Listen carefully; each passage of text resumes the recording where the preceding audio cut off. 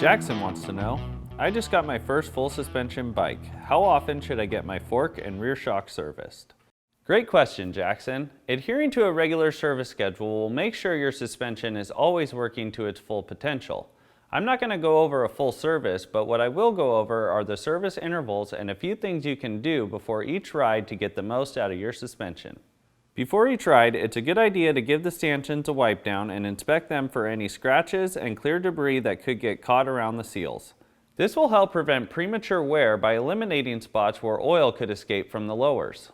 About once a week or so, I like to use a little of Dumontex liquid grease to lubricate the seals.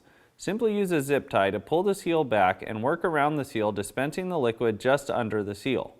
After applying the liquid grease, cycle the fork a few times and wipe away the excess. This helps prevent stiction in the beginning of the travel. Check the air pressure and sag on the fork every few rides to make sure you are maintaining the air spring pressure that you have determined is right for you. Most fork manufacturers recommend an oil and seal change every 50 hours. This is the basic service that most people tend to neglect and leaves them in a much worse situation when they finally get around to servicing their fork. When this service is ignored for too long, the stanchion's coating will wear down, creating added stiction and the possibility for oil leakage even after the seals are replaced.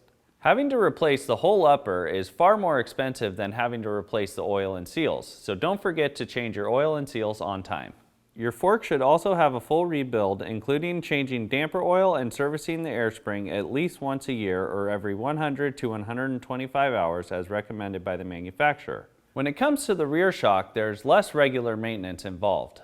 You'll still want to make sure the shock is clean and free of debris, but it really only needs a full service once a year or in that same 100 to 125 hours of riding window.